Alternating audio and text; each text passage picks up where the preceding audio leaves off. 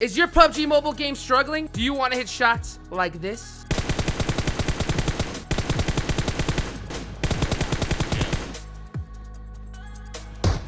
Oh! Did you just get that? Oh. Where you at? Well then today's your lucky day because my name's HotJukes. Is that the HotJukes from PUBG Mobile? Soldiers that we used to be. And this is the first part of an entire series I'm creating just for you guys to teach y'all how to play just like a PUBG Mobile Pro. And there's no better place to start than to show you guys the best settings all the pros use to play PUBG Mobile. Let's jump in the game and get this video started. Transition. Alright guys, let's get started. So I just created a brand new account just for this video. Also, as you can see, I have my hands down right here so you can see exactly where I'm pressing so you don't get lost. By the way, I'm doing this on a brand new OnePlus right here. This is a bad boy. By the way, guys, make sure you have me followed on Twitter because really soon I'm going to be releasing a brand new channel that's going to be reviewing different types of devices just for games like this, dedicated for mobile gamers. So, all right, now having said that, let's jump into the video. So you're going to want to go ahead and start by hitting the Settings tab, which is right here on the bottom right. Now we're going to go to the Graphics tab. Now, this is something that every single person needs to change immediately. Go to your graphics, make sure you have it set to smooth, and have your frame rate set to extreme. This will make the game experience 1,000 times better if you had it to anything else. Every single pro player has it set to this. From there, you're gonna go down to style. Personally, for my eyes, I like colorful. I think it looks way better. Some people, some pros have it on set to movie. Personally, I think colorful is better for me when it comes to spotting. I like colors. Once you have that set, you're gonna go down and go ahead to Anti-Aliasing. You wanna have that enabled. And shadows, wait. Speaking of shadows, today's video is sponsored by Raid Shadow Legends. All right, guys, so let me be real with you really quick. So Raid Shadow Legends hit me up to sponsor one of my videos. I may have been a little hesitant at first because I never played it before, but I said, you know what, let's give it the old college try because I've been hearing about this game everywhere. So I hopped in the game and started recording it just, you know, get a little gameplay for this video. And guys, I ended up playing for nearly 4 hours long. So I'm telling you guys, this game is the real deal, and it makes sense why it's got over 300,000 reviews on the Google Play Store. Boy, you can collect over 400 champions. My personal favorite is gonna be my War Priest right here, because you know, she'll give you a little bit of a blessing, and then boom, come get you. As well as explore over 1 million different ways to build them. This game has got it all, including epic boss fights. All right, he survived. One more time. We're gonna beat this dragon. We beat the dragon. Let's go. A fully voiced story campaign, and if you dare, you can attempt to claim glory in the PvP arena. So don't miss out and download Raid Shadow Legends right now for the low price of free. And if you think that's a good price, click the link in the description down below, and you'll get 50,000 silver and an epic champion for free. Now that's what we like to call a screaming deal. So hop in the game, add me at HotJukes, and I'll see you guys in the battlefield. Let's go. All right, let's get back to business, and let's go down and make sure our brightness is set all the way to 150%. This will make it a lot easier for you to spot people in the game. Now, if you're playing a fog match, you may want to go into your settings and turn that down so you can spot people a lot better. Going down, you want to go to non-standard screens, requires restart. Personally, I think that you should always have this set to normal. That'll give your screen a lot more room to play with. If you use notched or rounded corners, it'll bring your screen in and it won't allow you to move your buttons around bigger. So leave that at normal. Auto adjust graphics, we'll go ahead and leave that enabled as well, and just make sure that you hit OK. All right, so let's get started with the basic settings tab. The first button that we're going to talk about is aim assist right over here. Now there's quite a bit of controversy around this button, whether you should have it disabled or enabled. The reason being is that when sometimes you have multiple enemy players that are grouped up, the aim assist will kind of freak out and totally screw your shot up. But this button can also be huge in a lot of situations. For example, let's say you have an enemy player laying down in the grass or behind a smoke. When they move, sometimes the aim assist will guide you a little bit towards them so you can find out where they are. Now, in my opinion, if you're just starting out or trying to get better, I really think that you should have this aim assist button disabled. That'll make you as a player much, much better with your own shots. Personally, what I do is I have this disabled majority of the time. Now, come late game, where I think I'll need it, I'll actually go into my settings tab in the game and turn that on really quick. All varies on what you play, but for the most part, I think that you should have it disabled. The next button we're going to talk about is peek and fire. Now this one, there's no question, you want to have this enabled. This allows your character to lean left and right in the game, which is huge for the majority of situations. Next from there, you're going to want to go ahead and enable peek and open scope. Now this button here allows you, the second you hit that lean button, it'll lean your character and open the scope as well. Now there are some professional players that have this disabled. In a later video, I'll expand on that and tell you why that is. But for the most part, and if you're just starting out, you're going to want to make sure you have that enabled. Now for the next button, we're going to go ahead and go into lean mode. I like to personally leave this right on tap.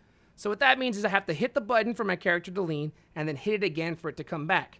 Now some people like it on hold, where you have to hold the button down for your character to lean, and then once you let go, it'll automatically bring your character back. Now I used to have it on mixed, which allows you to do both. But what I find is in a recent update, it can get a little bit messy with that button and sometimes leave your character stuck in and stuck out. So personally, I like to leave it on tap, and I think you should as well. Next one is we're going to have the scope mode. That one you leave on tap, no questions asked. All right, now that we got this finished, let's go ahead and scroll down a little bit and talk about gyroscope. This button is absolutely huge. When turned on, it allows you to aim by tilting your phone up and down, left and right. So majority of pros, nearly everyone that I know of, has this turned on because when you're shooting, you can control the recoil by simply tilting your phone down rather than having to pull your thumb down. Now in a later video, I'll teach you guys how to use gyroscope to the best of your ability and become a professional gyrocologist like myself. But for now, we're going to want to go ahead and make sure that we have this turned on. So you have two different options, scope on and always on. The difference between the two being that scope on, whenever you're aimed down your sights, the gyroscope will kick in and you can control the recoil like this. Always on being that it is always on. If you're running straight and you do this, your character is going to start leaning right. Having said that, I think that you should just try it out with scope on at the start, because always on gets really confusing and will really annoy you.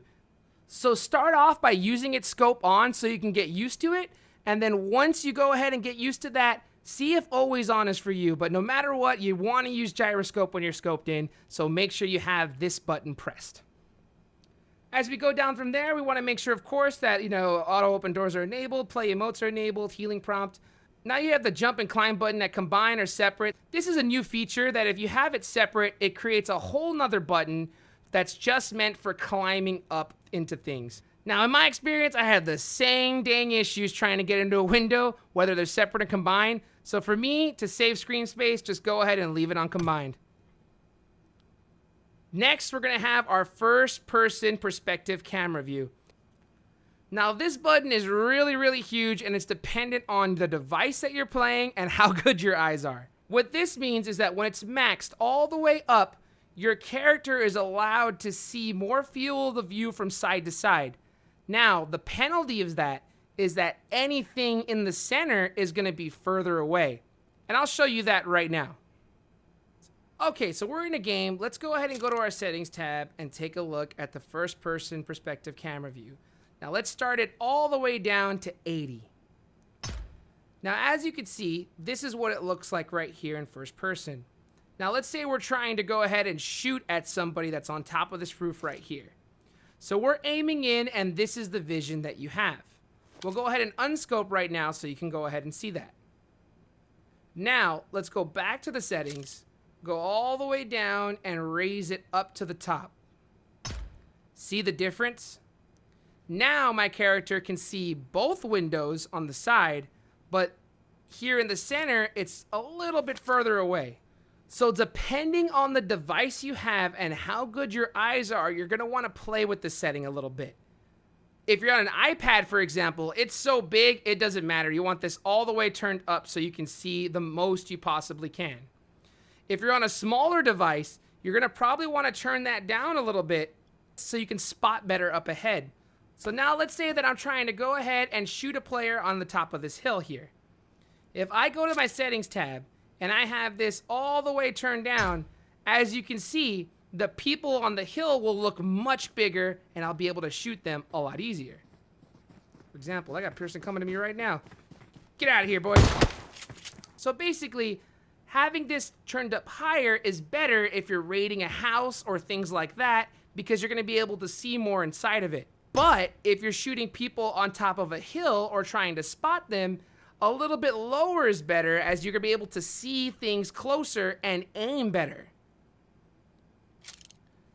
So you're gonna wanna play with this button and find out what works best for you. Personally, I like to leave it somewhere around 90. My eyes aren't the best, so I need to get a little bit closer so I can spot people better. Okay, so now that we have that set, everything else down here, we're just going to leave as is. Nothing you really need to change down here. Now that we have that done, we're gonna go down to controls. Now this tab requires its own video. Guys, I'm gonna be showing you the best control layouts that I can possibly come up with for this game. So make sure that you are subscribed and hit that notification bell so you can see my detailed guide on the controls tab. So we're gonna go ahead and skip that for now and move down to vehicle. So this setting is going to be completely preference on whatever helps you drive the best. Majority of players like to keep it right there on number 1, simple arrow down left and right, and you have to kind of tap it and press it to make sure that you're driving correctly. Personally, I like to have it here on the wheel. It gives me a few more options, and I drive the best using that, so I'll stick with that. So when it comes to music, as much as I love to listen to some good old Vicente Fernandez in the car, in-game we're going to have it disabled. The reason being that when you're driving, you want to be listening for footsteps and make sure you're fully aware. So the music can kind of mess with that and also get you copyright strike. So yep, disable. Now that we're done with vehicle, we're going to go down to sensitivity. And again, guys, this is a tab, much like controls, it requires its own video, which I will be putting out within the next week. So stay posted and make sure you check that out. Alright guys, just like the controls tab, the sensitivity tab requires its own video. So guys, I'm going to be doing a full in-depth guide on sensitivity, what the best settings are, why pros have them set to different ways, what you should set it at if you're just starting out. So make sure you're subscribed and hit that notification bell because that is going to be a big one. So, but for now, if you want to go ahead and set yours to mine, this is what they are. All right, now let's go down to pickup. Now here you must have auto pickup enabled. I don't care what any pro player says, this is absolutely huge. With that, you're able to double loot, which I'll show you in another video how to do, and that makes you like a dang Hoover vacuum, picking up everything lightning fast, a must have. So yes, auto pickup enabled, auto pickup pistols, why not? Everything out there enabled and you'll be set. Now from there, we're gonna go ahead and scroll down, and the great thing about this is you can actually manually set how much of a certain item that you auto pick up. Personally, I think that your 5.5 weapons should be around 300 rounds. The M416 is right now the best gun in the game of PUBG Mobile, and you're gonna need rounds for it. So let's go ahead and make sure that you have the M4 set to 300, and you can set the other 5.5 weapons up to that as well. Now the AKM is a great gun for up close, but since you wanna use your M4 as your primary gun, most likely, you're going to need more rounds of that, and to save bag space for your AK, I think 120 rounds is more than enough to get the job done. Going all the way down, you're going to want to go ahead and check you see your med kits, first aids, bandages, energy drinks, painkillers, and syringe. This is the way I have it currently set up for competitive. I think that that's a perfect amount that you need. Some players on the team require a lot more. I think if you're just starting out, this is a pretty good way to start. Going up, you're going to go to Marksman Rifles. You're going to go ahead and look down here. Now, for my personal role in the game, I'm much more of a bolt-action automatic gun player, so I don't really need to have this set to a lot of ammunition. The VSS, if I have to use it, I have it set to 200. You can always drop ammo or pick up more. This is purely for auto pickup reasonings, and I think that this is just fine. Moving down to sniper rifles, this is when This is my home and love, baby. Now, if you're watching and learning from a lot of other pro players, you're gonna wanna go ahead and set this all the way down to 500 because they can't hit the blind side of a barn. Now, if you're watching my videos and learning from me, you ain't gonna need more than 30 rounds because we hit those. So let's go ahead and turn that down to 30. By the way, if you know you're watching Powerbanks videos, you only need like 10, man. I mean, 10 shots, 10 kills. He's insane. Okay, from there, let's go to SMG. Personally, I like to leave them all at 180. We're looking for an M4 anyway, but just in case, go ahead and set it to that. That's going to be set for you. Shotguns, 20 rounds is usually good enough for what you need. LMG, personally, I like to keep this on the M249 around 240 because you need a ton of rounds if you get that gun. DP, 180, you should be set with that. Pistol, who cares about pistols? Now we're going to go ahead and go to others. Crossbows, you're going to leave it at 10. Wait, RPG. That's new. Psh, boy. All right, now that we're at scope, you're going to go down and make sure you have your quick scope switch enabled. This will bring up an option that when you press it, will allow you to switch scopes on your gun much faster than ever before. Really important, make sure you have this enabled. Personally, for no scope, I like the white crosshair. It works for me. It's what I'm used to. Some players like to go ahead and keep it otherwise. Personally, just leave it white for me. Now that we're in red dot sight, personally, I like to leave the crosshair color red and the crosshair style at the circle. It's what I'm used to. I've tried other ones and it just didn't work for me. Now, a lot of pros have gone and switched to the triangle here and it works out for them. This is all preference, guys. If that works better for you, switch it to that. If you like the dot, whatever. This is all personal preference, guys. Again, this is what I use, but hey, your mileage may vary. From there, we're gonna go to holograph sight, which we leave at red. My 2X and 3X, I like green. It's just different. It works for me.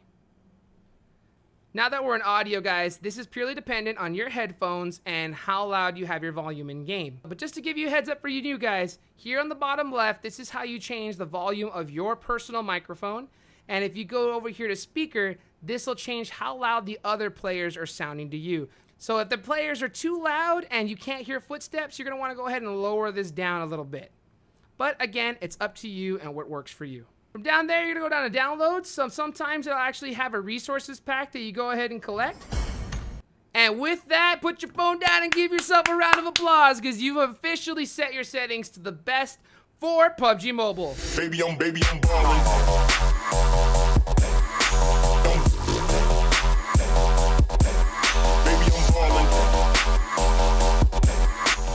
For all you homies that stay to the end of the video, I'm going to show you a super advanced setting that you guys need to change. What you're going to want to do is you're going to go ahead and go down all the way to the bottom left to the smiley face. You're going to go ahead and go to manage. From there, you're going to want to go all the way down. You're going to exit out of all this. You're going to go down into your voice tab, which is right here, third one down. From there, you have different settings that you can change for your voice.